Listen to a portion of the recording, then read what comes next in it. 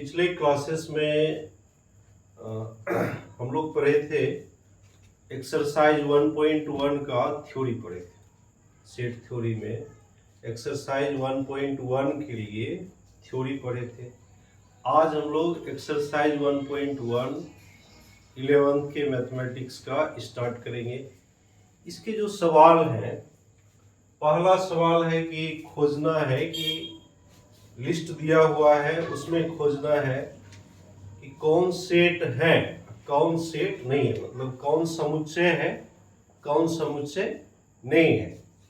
पिछले क्लास में थ्योरी में मैंने पूरी तरह से लगभग अंग्रेजी मीडियम में पढ़ाया था, बट बहुत सारे बच्चों का कहना है कि हिंदी मीडियम में अधिक बेहतर रहेगा सर। तो हमने आज पूरी तरह से हिंदी मीडियम को लिखा है। तो पहला जो सवाल है, पहले नंबर क्वेश्चन में ये कहा जा रहा है कि इसमें से कौन समुच्चय है कौन समुच्चय नहीं है। कुल इसमें 9 सवाल है। 9 सवाल में पहले 4 सवाल को हमने लिखा है। तो हमने पिछले क्लास में पढ़ा है कि समुच्चय वो होता है जो वेल डिफाइंड हो। वेल डिफाइंड मतलब सुपरिभाषित चीजों के संग्रह को ही हम कहते हैं समुच्चय। सुपरिभाषित अगर नहीं है तो उसको हम समुच्चय नहीं कहते। यहाँ पहला सवाल है कि जे अक्षर से प्रारंभ होने वाले वर्ष के सभी महीनों का संग्रह। इसका सॉल्यूशन हम लोग करेंगे कि क्या ये सेट है या नहीं है, मतलब क्या ये समुच्चय है या नहीं है। तो जे अक्षर से प्रारंभ होने वाले वर्ष के सभी महीनों का संग्रह। तो वर्ष में कुल 12 महीने होते हैं, जनवरी, फरवरी, मार्च, अप्रैल, मई, जून, जुलाई, इस तरह से।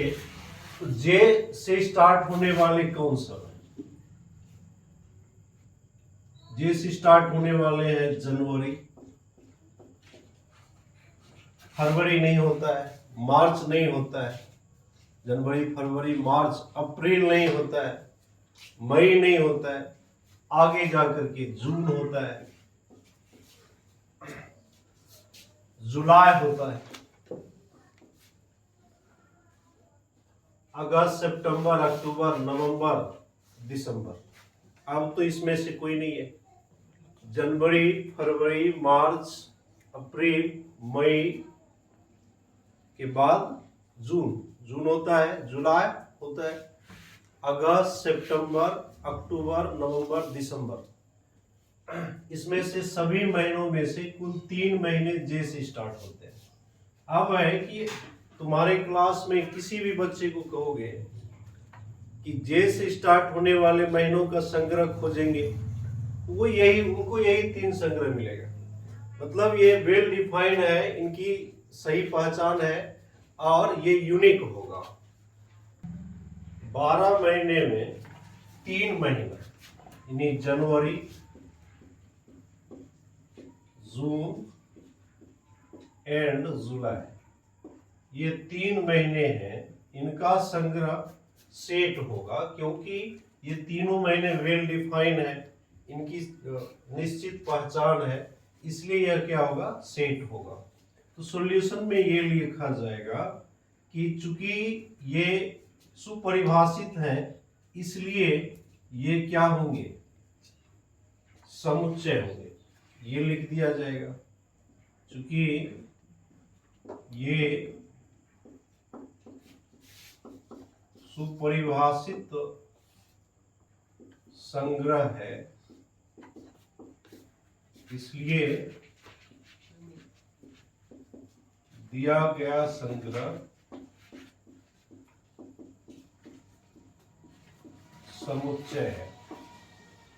क्लियर हो गया। इसी तरह अब दूसरा सॉल्यूशन जो करेंगे,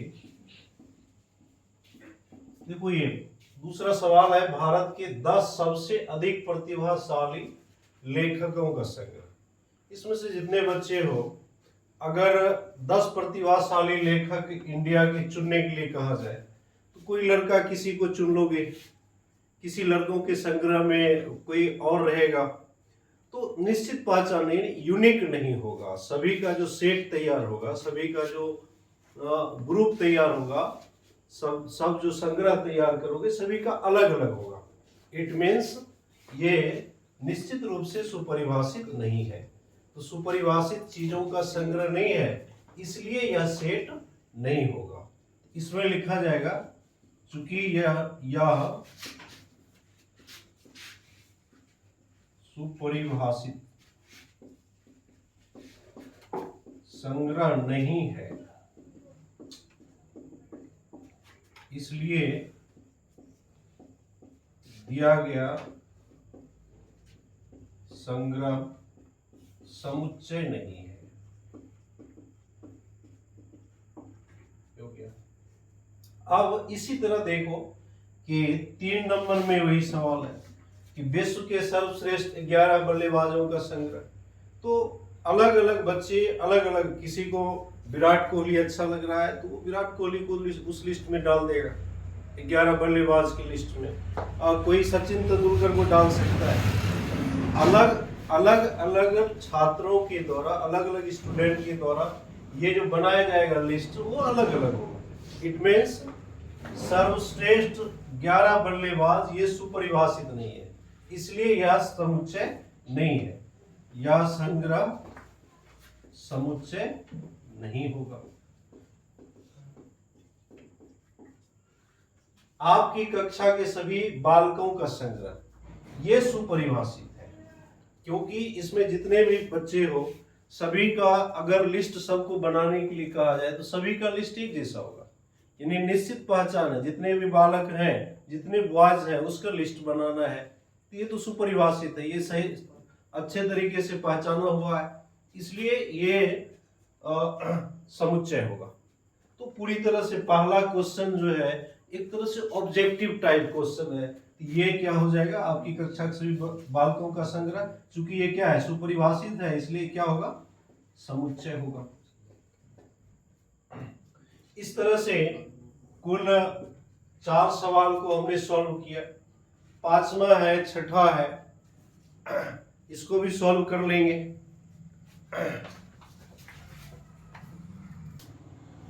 4 तक हम लोगों ने पढ़ा। 5वां जो सवाल है कि 100 से कम सभी प्राकृत संख्याओं का संग्रह, ये क्या हो जाएगा, ये 1 2 3 कहां तक, 99 तक। ये तो सुपरिभाषित है, इसकी निश्चित पहचान है, मतलब ये सुपरिभाषित है, इसलिए क्या होगा, समुच्चय होगा या समुच्चय है। बिकॉज ये क्या है, सुपरिभाषित है, इसलिए क्या होगा, समुच्चय होगा।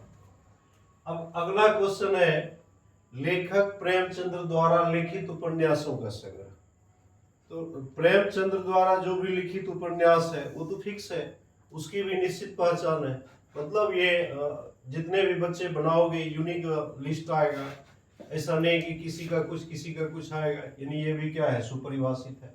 यहाँ ये भी है सुपरिभाषित, और सुपरिभाषित है तो क्या होगा, समुच्चय होगा। सुपरिभाषित है तो इसी को हम क्या कहेंगे, समुच्चय। सभी संपूर्णांकों का संग्रह, संपूर्णांक 2 4, हालांकि सभी संपूर्णांक तो निगेटिव भी आएगा और पॉजिटिव भी आएगा, तो जितने संपूर्णांक है वो भी क्या है, सुपरिभाषित है, और सुपरिभाषित है तो क्या होगा, समुच्चय हो जाएगा। इस अध्याय में आने वाले प्रश्नों का संग्रह या भी सुपरिभाषित है, बिकॉज ये इनका लिस्ट जो है, जितने भी क्वेश्चंस हैं इनका लिस्ट सभी बच्चे बनाओगे तो सभी के लिए तो यूनिक ही आएगा, ये नहीं कि सब के लिए अलग अलग आएगा, सबके लिए एक ही आएगा, इसलिए ये भी क्या है, सुपरिभाषित है, और सुपरिभाषित है तो क्या होगा, समुच्चय होगा। लेकिन ये 9 नंबर में करेक्ट, विश्व के सबसे अधिक खतरनाक जानवरों का संग्रह। तो हो सकता है कि किसी के लिए ये लगता हो कि सबसे अधिक खतरनाक बाघ है, किसी के लिए लगता हो कि सबसे अधिक खतरनाक सांप है या हाथी है। इस तरह से अलग अलग व्यक्ति लिस्ट बनाएंगे, वो अलग अलग हो सकता है, इसका मतलब ये सुपरिभाषित नहीं है। ये संग्रह सुपरिभाषित नहीं है, इसलिए ये समुच्चय नहीं है।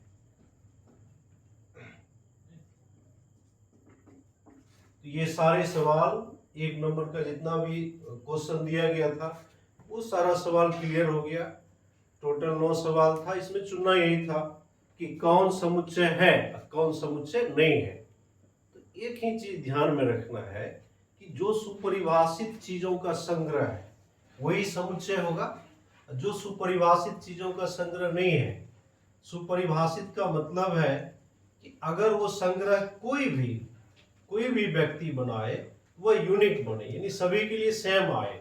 10 आदमी मिलकर के वह संग्रह को तैयार कर रहा है तो सभी के लिस्ट में सेम एलिमेंट है, तब तो सुपरिभाषित हुआ। अगर सभी के लिस्ट में डिफरेंट एलिमेंट आते हैं बनाने के बाद, इसका मतलब वो चीजें सुपरिभाषित नहीं है, उसकी निश्चित पहचान नहीं है, इसलिए वो समुच्चय नहीं होगा। क्लियर? अब दूसरे सवाल को देखेंगे। ये दूसरा सवाल है जिसमें कि एक सेट दिया हुआ है, सेट ए है, इसमें एलिमेंट है 1 2 3 4 5 6, यानी 1 to 6 तक एलिमेंट है। अब इसमें ये भरना यहाँ क्या है, भरना है is belongs to, is not belongs to, मतलब सदस्य है असदस्य। इसका मतलब यहाँ क्या है, हिंदी में कहोगे क्या मतलब है? इसका मतलब है सदस्य है, इसका मतलब है सदस्य नहीं है। यही भरना है। इसको देख करके जैसे देखो 5 तो है यहाँ, इसलिए इसमें भराएगा सदस्य है, इज बिलोंग्स टू। बट यहाँ देखो 8 तो इसमें है ही नहीं। 8 है क्या? 8 नहीं है, 8 नहीं है तो यहाँ भराएगा इज नॉट बिलोंग्स टू। अगला है 0, तो जो देख लेंगे 0 है या नहीं, नहीं है, इसमें 0 तो है ही नहीं, इज नॉट बिलोंग्स टू। 4 तो है, इसमें 4 है तो इज बिलोंग्स टू, मतलब सदस्य है इसका ए का। 4 तो प्रेजेंट है। फिर 2 भी प्रेजेंट है, यहाँ 2 यहाँ प्रेजेंट है, इसलिए यहाँ 2 सदस्य है। क्या 10 है? तो 10 नहीं है, इसलिए सदस्य नहीं है। तो कुछ भी दिया रहेगा हम देख लेंगे कि सदस्य है तो ये सिंबल, सदस्य नहीं है तो ये सिंबल, अगर वो प्रेजेंट नहीं है उस सेट में। क्लियर? कोई दिक्कत नहीं।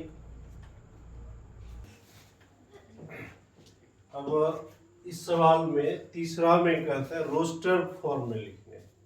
रोस्टर फॉर्म का मतलब है सारणीबद्ध में लिखने का है, दिया हुआ है समुच्चय निर्माण रूप में। इसको पढ़ते कैसे हैं? A equal x such that x, English में पढ़ते हैं x those all x such that x, ऐसे पढ़ते हैं। या फिर A बराबर सभी एक्स जहां एक्स एक पूर्णांक है। A बराबर सभी एक्स जहां एक्स, ये कोलन जो है, ये इसको कोलन कहा जाता है, ये सिंबल को कोलन बोला जाता है। ये कोलन जो है इसको क्या पढ़ते हैं? इसको पढ़ते हैं, अंग्रेजी में पढ़ते हैं सच दैट, और हिंदी में पढ़ते हैं जहां कर, जहां पढ़ा जाता है। तो A इक्वल सभी x जहां x एक पूर्णांक है और x ग्रेटर देन और इक्वल टू -3 लेस देन 7, ये दिया हुआ है। और इसको रोस्टर फॉर्म में लिखना है। तो रोस्टर फॉर्म में क्या हो जाएगा, पूर्णांक है और कहां से कहां तक है, -3 से बड़ा या बराबर, -3 भी आ जाएगा चूंकि इसके साथ बराबर भी है। उसके बाद -2 -1 0 1 2 3 4 5 एंड 6, क्योंकि 7 से क्या है, छोटा है। तो सभी पूर्णांक लेना है। तो ये किस फॉर्म में चला आया? रोस्टर फॉर्म में। ये इसका आंसर हो गया।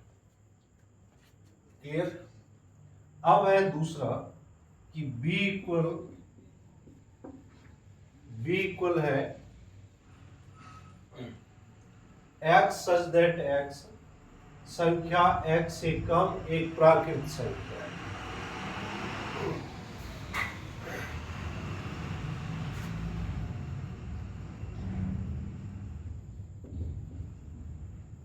हिंदी में कहेंगे कि b बराबर सभी x जहां x संख्या 6 से कम एक प्राकृत संख्या है।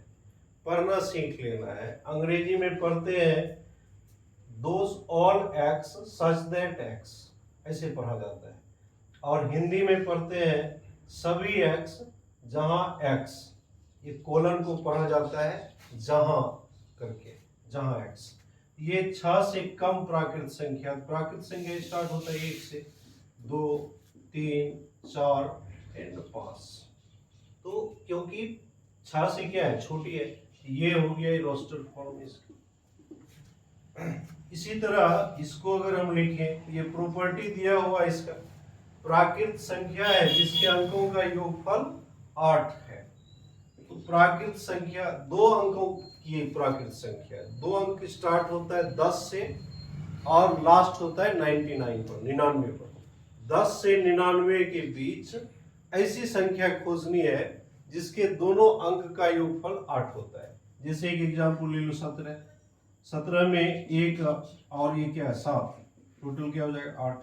17 के बाद अगर आते हैं हम लोग तो ये 26, 2 प्लस 6 क्या हो जाएगा 8। इसी तरह आगे बढ़ेंगे तो 3 एंड 5 35। तो सभी को लिस्टेड कर दो, 17, 26, 35, 44, 53, 62, 71 और 80। इसके बाद देंगे, ये हो गया इसका रोस्टर फॉर्म। फिर इसमें क्या कह रहा है, इसमें कह रहा है x such that x, मतलब वो those all x such that x, यानी सभी x जहां x एक अभाज्य संख्या है जो 60 की भाजक है। अभाज्य संख्या स्टार्ट होगा 2 से, 2 3 5 7, फिर 11 13, इस तरह से होगा। तो यहां से इससे आगे तो 60 का कोई भाजक है ही नहीं, 2 3 और 5। इसके बाद जितने भी अभाज्य संख्या है उसमें से कोई भी 60 का भाजक नहीं है। इसमें हो जाएगा d बराबर 2 3 और 5। ये हो गया आंसर। अब यहां चले आते हैं ट्रिगोनोमेट्री शब्द के सभी अक्षरों का समुच्चय। तो E बराबर लिखाएगा T, T के बाद R, R के बाद I, I के बाद Z, Z के बाद O, O के बाद N, फिर O है। तो रिपीटेड नहीं करते हैं। थ्योरी के क्लासेस में हमने पढ़ा है कि रिपीट नहीं करना है। अगर 2 बार 3 बार एक ही अक्षर है तो उसको रिपीट नहीं करना है। N हो गया, फिर O है नहीं लिखेंगे, M को लिखेंगे, E नहीं, E पहली बार आ रहा है ना, E लिखेंगे, इससे पहले तो नहीं लिखे थे। उसके बाद फिर क्या है T, T नहीं लिखेंगे, पहले लिख चुके हैं। R नहीं लिखेंगे क्योंकि R भी पहले लिख चुके हैं। Y है, तो इसमें 1 2 3 4 5 6 7 8 टोटल 9 लेटर ही लिखाएंगे। चूंकि जो रिपीटेड है वह 2 बार नहीं लिखा था, 1 बार ही लिखा था। लास्ट वाला जो इसका सवाल है F का, B आ जाएगा, E आएगा, 2 T है, 2 B है, तो एक ही B लिखा है, और एक क्या है R। ये हो गया। ऐसे जितने भी शब्द वाले में अक्षर लिखना है तो अक्षर जो रिपीटेड है उसको 2 बार नहीं लिखना है, 1 बार ही लिखना है। क्लियर? ये सारे सवाल। अब इसमें 4 नंबर में उल्टा है 3 का, जिसे उसमें दिया हुआ था समुच्चय निर्माण रूप दिया हुआ था, रोस्टर में निकालना था। इसमें रोस्टर में दिया हुआ है, सारणीबद्ध में दिया हुआ है, समुच्चय निर्माण रूप में लिखना है। तो समुच्चय निर्माण रूप में लिखने के लिए हमेशा क्या करते हैं, इसका सॉल्यूशन यहीं से लिख दो और ये जो दिया हुआ सेट है इसका कुछ नाम दे दो, ए लिख दो। इस सेट को यहाँ अगर हम सॉल्यूशन करेंगे इसको बी लिख देते हैं, अपना मन है मान सकते हैं। इसको सी लिखते हो, इसको इसमें डी लिख देते हैं और इसी तरह 4 का ये 5वां है, इसके सॉल्यूशन में यहीं से ई लिख देते हैं। अब इसमें जब भी रोस्टर फॉर्म में दिया हुआ है हमको निकालना है इसको समुच्चय निर्माण रूप में। तो समुच्चय निर्माण रूप में निकालने के लिए सबसे पहले तो हम लोग इसको x such that x लिखते हैं, यानी इसको हम y such that y भी लिख सकते हैं, कोई दिक्कत नहीं है। z such that z भी लिख सकते हैं। ये कोलन है, कोलन को हिंदी में सच दैट अंग्रेजी में सच दैट पढ़ते हैं और इंग्लिश में हिंदी में, अंग्रेजी में सच दैट, हिंदी में पढ़ा जाता है जहां। तो x सच दैट x ये है क्या, x इक्वल 3n के रूप का है, 3 का गुणज है, 3 एकम 3, 3 दूने 6, 3 तिये 9, 3 चौके 12, यानी कहां तक, 4 तक जाता है। यहाँ इसमें लिखेंगे जहां n is member of n, तो नेचुरल नंबर, यहाँ जो स्मॉल n है वो क्या है, नेचुरल नंबर है। और इसके साथ ही ये n जो दिया हुआ है या n कहां से कहां तक हो सकता है, तो n greater than equal to 1 less than equal to 4। n का मान 1 से लेके 4 तक रखोगे, 1 रखोगे तो 3, यहाँ n का मान 2 रखोगे तो 6, 3 रखोगे तो 9, 4 रखोगे तो 12। ये हो गया, ये बन गया किसमें, समुच्चय निर्माण में। यहाँ हम इसलिए लगा सकते हैं इसे, लैंग्वेज तो अपना है। इसमें क्या लिखेंगे, इसका प्रॉपर्टी क्या दिखाई देता है हम लोगों को, 2 पर पावर 1 2, 2 पर पावर 2 4, 2 पर पावर 3 8 हो जाएगा, 2 पर पावर 4 16 हो जाएगा, 2 पर पावर 5 32 हो जाएगा, यानी 2 पर पावर के रूप में है। यानी इसको हम ऐसे लिखेंगे x such that x equal 2 to the power n। n का क्या है, जहां n is member of capital N, मतलब नेचुरल नंबर। थ्योरी के क्लास में हमने पढ़ा है नेचुरल नंबर। जिन बच्चों का थ्योरी का क्लास जिन बच्चों ने नहीं किया हो वो जाकर के वो वीडियो देख सकते हैं, पिछला वीडियो है। तो ये नेचुरल नंबर का सेट होता है, उसका ये सदस्य, और ये स्मॉल n कहां से कहां तक हो सकता है, यहाँ से जैसे बताए हम 2 पर पावर 1 लोगे 2 होगा, 2 लोगे 3 लोगे, कहां तक जाएगा 5 तक। यानी इट मीन्स क्या हुआ, n greater than equal to 1 less than equal to 5। ये हमारा अब इसमें चले आते हैं, इसमें हम प्रॉपर्टी देखेंगे सेट का क्या है। 5 पावर 1 5 होगा, 5 पावर 2 25 हो जाएगा, 5 पर पावर 3 125, अब 5 पर पावर 4 625, मतलब 5 पर पावर 1 5, 5 पर पावर 2 दे दो 25, 5 पर पावर 3 दे दो 125, 5 पर पावर 4 दे दो। इसका मतलब ये हुआ x सच दैट x इसे लिख सकते हैं बराबर 5 to the power n, n is member of capital N, और साथ में क्या स्मॉल n कहां से कहां तक होगा, 1 से लेकर के 4 तक होगा।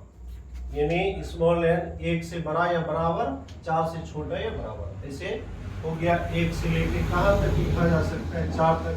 इस स्मॉल n का मान 1 रखो इसमें तो 5 हो जाएगा, 2 रखो 25 हो जाएगा, 3 रखोगे तो 125 हो जाएगा, 4 रखोगे तो 625 हो जाएगा।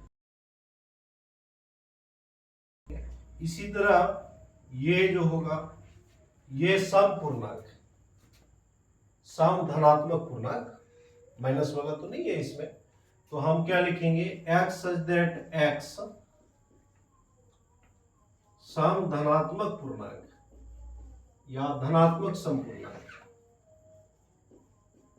धनात्मक समपूर्णांक,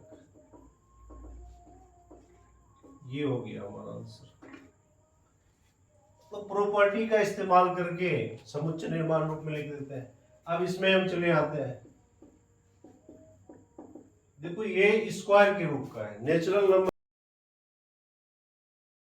2 का स्क्वायर 4, 3 का स्क्वायर 9, इसी तरह 10 के स्क्वायर तक जाता है।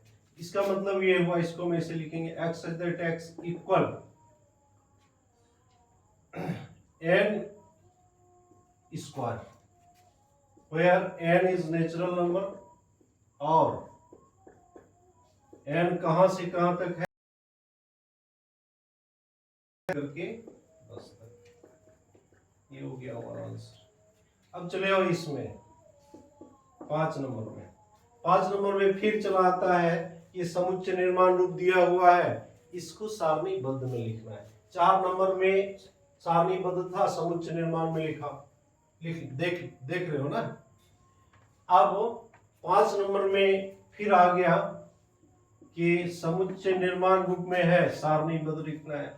x सच दैट x एक विषम प्राकृत संख्या, तो विषम प्राकृत संख्या जो है 1 से स्टार्ट होगा, 1, 3, 5, 7, इसी तरह सो ऑन। इस डॉट डॉट को सो ऑन मतलब इसी तरह करते हैं। ये आंसर हो गया। अब इसमें इसका सॉल्यूशन जो होगा देख लेते हैं कि क्या है। x सच दैट x एक पूर्णांक है, तो पूर्णांक जो है minus infinity two plus infinity होता है, but minus infinity two plus infinity होता है, बट यहाँ क्या दिया हुआ है, यहाँ लिमिट में रखा है कि x कहां से माइनस हाफ से अधिक, माइनस हाफ से अधिक जो पूर्णांक है वो 0 है, और 9/2, 9/2 मतलब 4.5, 9/2 का मतलब क्या होगा 4.5, तो 4.5 से छोटा, 4.5 से छोटा 4 होगा। इट मीन्स क्या होगा 0, 1, 2, 3 एंड 4। ये हमारा आंसर निकल गया। यहां तक क्लियर हो गया। अब 5 का अगला सवाल देखेंगे कि 5 के अगले सवाल में क्या कहा जा रहा है। अब है 5 का तीसरा, चौथा, पांचवा, छठा और लास्ट इसका क्वेश्चन है 6 नंबर। तो एक्सरसाइज 1.1 कंप्लीट हो जाएगा इसको जब बना लेंगे तो यहां से हमको जो सॉल्यूशन करना है, ये पूर्णांक है और कह रहा है कि ऐसा पूर्णांक है x कि x square less than equal to 4। तो पूर्णांक में माइनस वाला भी आता है, प्लस वाला भी आता है, तो 4 से छोटा होना चाहिए या फिर 4 के बराबर होना चाहिए। 4 से क्या होना चाहिए, छोटा होना चाहिए स्क्वायर, जैसे कि -1 का स्क्वायर है, -1 का स्क्वायर 1, -2 का स्क्वायर 4, क्या -3 का स्क्वायर होगा, -3 का स्क्वायर तो 9 हो जाएगा, इसका मतलब ये नहीं होगा। फिर 0 का स्क्वायर है, 0 का स्क्वायर 0 होगा, 1 का स्क्वायर 1 होगा और 2 का स्क्वायर 7 होगा। तो ये -1, -2, 0, 1, 2 यही 5 होंगे। नहीं इससे आगे बढ़ो या फिर 3 का स्क्वायर करो तो ये भी 9 हो जाएगा, तो ये भी नहीं होगा। तो यही दायरा है जो कि इस कंडीशन को फॉलो करता है कि एक्स स्क्वायर क्या होना चाहिए, तो 4 से छोटा या फिर इक्वल होना चाहिए। इसका मतलब और क्या है, इंटीजर है, पूर्णांक है, इसमें क्या सब आ सकता है, -1, -2, 0, 1, 2 यही इंटीजर है जो ये इस कंडीशन का फॉलो करता है, मतलब इस शर्त का पालन करता है कि अगर इससे बैक जाओ तो -3 में चले जाओ, -3 का स्क्वायर तो 9 हो जाएगा, और ये कह रहा है कि 4 से छोटा या 4 के क्या होना चाहिए, बराबर होना चाहिए। इसका मतलब -3 नहीं होगा। 2 से एक्सीड करो, 3 पर चले जाओ, उसका भी स्क्वायर 9 होगा, और वह भी इस कंडीशन का फॉलो नहीं करेगा। इट मीन्स इतने ही होंगे इसके एलिमेंट्स। और ये क्या लिखा हुआ है, सी, इसलिए सी बराबर ये हो गया, रोस्टर फॉर्म में आ गया और रोस्टर फॉर्म में ही लाने के लिए कहता है। क्लियर। अब इसका सॉल्यूशन करेंगे। इसमें देखते हैं क्या कहता है। लोयल शब्द का एक अक्षर है, तो लोयल शब्द में एल यूज हो रहा है, ओ यूज हो रहा है, वाई यूज हो रहा है और ए यूज हो रहा है। फिर एल है, एल तो रिपीट करके लिखना नहीं है, पहले क्लासेस में हम लोग पढ़ चुके हैं, इसलिए डी इक्वल हो जाएगा L O Y and A. Roster form में आ गया, क्लियर हो गया इसका भी। इसके बाद हम इसका सॉल्यूशन करेंगे। देखते हैं कि ई बराबर क्या होगा। एक्स सच दैट एक्स, वर्ष का महीना जिसमें 31 दिन नहीं होते। वर्ष का एक महीना है जिसमें कि 31 दिन नहीं होता है। तो जनवरी में 33 दिन होता है, इन फरवरी में नहीं होता है, 28 होगा या फिर 29 होगा। तो इसमें लिस्ट में हम दे देते हैं फरवरी। इसके अलावा फिर मार्च में 31 होता है, अप्रैल में नहीं होता है, अप्रैल में 30 होता है, अप्रैल, फरवरी, अप्रैल। इसके बाद फिर जून में, इसके बाद फिर आगे चले जाओ सितंबर, सितंबर में यानी सितंबर, और फिर लास्ट वाला, लास्ट में नवंबर, नवंबर। ये हैं केवल महीने हैं जिनमें कि 31 दिन नहीं होता है। 1 2 3 4 5 महीने हैं, बाकी 7 महीने क्या होते हैं, 31 दिनों के महीने होते हैं। ये भी हो गया। X such that x. अब अंग्रेजी वर्णमाला का व्यंजन है जो के से पहले आता है। ए बी सी डी लिखेंगे हम लोग। ए बी सी डी लिखते हैं, A B C D E F G H I के। तो के से पहले, इससे पहले ए से लेकर आई तक आता है, बट हमको लिखना क्या है, व्यंजन लिखना है, वॉवेल लिखना। A B C D E F, A B C D Z के। तो यहां तक में, इससे पहले तक में क्वेश्चन क्या कह रहा है, के से पहले तक क्या लिखना है, व्यंजन लिखना है, वॉवेल्स नहीं लिखना है। इसमें वॉवेल्स को छांट दो, ये भी नहीं लिखाएगा। ये भी वॉवेल होता है ना, ये वॉवेल होता है कि कॉन्सोनेंट, वॉवेल होता है। उसके बाद या भी वॉवेल है तो ये भी छट जाएगा। अब के से पहले तो के तो छटले है, तो बचेगा क्या, B C D F G H J, ये ना। इसमें आ जाएगा B C D F G H and J. ये हमारा क्लियर हो गया। तो 5वां पूरे क्लियर हो गया। अब चले आते हैं 6 में। 6 में 2 को मिलाना है, 1 2 3 4 है, इधर ए बी सी डी है, इधर रोस्टर फॉर्म में है, इधर जो है सेट बिल्डर फॉर्म है। मतलब इधर सारणीबद्ध रूप में है, इधर समुच्चय निर्माण रूप में है। जो जिससे मैच खाता है उसको उससे मिला देना है। 1 2 3 6, 1 2 3 6। यहां देखते हैं आवाज संख्या है, इसमें तो भाज्य भी है, मतलब ये नहीं होगा। संख्या 10 से कम एक विषम प्राकृत संख्या, इसमें तो सम भी है, इसका भी नहीं होगा। एक्स सच दैट एक्स एक प्राकृत संख्या और 6 की भाजक है। 6 की भाजक मतलब 6 में पूरा पूरा भाग लगता है। 1 से भी 6 में लग जाएगा, 2 से भी, 3 से भी और 6 से भी, और ये सभी प्राकृत संख्या भी है। इसका मतलब 1 का सी से कनेक्शन है।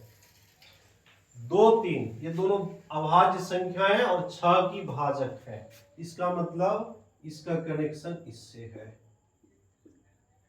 फिर है मैथमेटिक्स का अक्षर यहां डी का, 3 का। फिर उसके बाद लास्ट वाला तो बच जाता है, तो यही होगा ना। इसका मतलब ये हुआ एक का आंसर अगर हम लिखेंगे, एक का हो गया क्या, एक का सी, दो का क्या हो गया, दो का ए, तीन का क्या हो गया, तो तीन का ये है ना, तीन, तीन का डी, और चार का क्या हो गया, तो चार का हम लोगों का हो गया बी। ये हो गया आंसर, ये मिलान करना था। तो हमारा आज एक्सरसाइज 1.1 खत्म हो गया। तो एक दिन इसके थ्योरी में दिया हमने और एक दिन एक्सरसाइज हो गया। तो हर चैप्टर से पहले जितना थ्योरी है उस थ्योरी को हम लोग पढ़ लेंगे, अब फिर उसके एक्सरसाइज को बनाएंगे। तो जो जिन बच्चों ने थ्योरी नहीं देखा है वो थ्योरी देख लेंगे। हालांकि उसमें हमने पूरी तरह से इंग्लिश मीडियम में बताया था, लेकिन कुछ बच्चों ने कहा, तो अगर दिक्कत होगा तो कमेंट बॉक्स में कमेंट करना है। रोज क्लासेस होंगी, अभी थोड़ा सा धीमा क्लास चलेगा, स्लो स्लो चलेगा, उसके बाद फिर ज़्यादा जैसे जैसे बढ़ेगा, जैसे आवश्यकता होगी सिलेबस की अधिक टाइम देने का तो अधिक टाइम दिया जाएगा।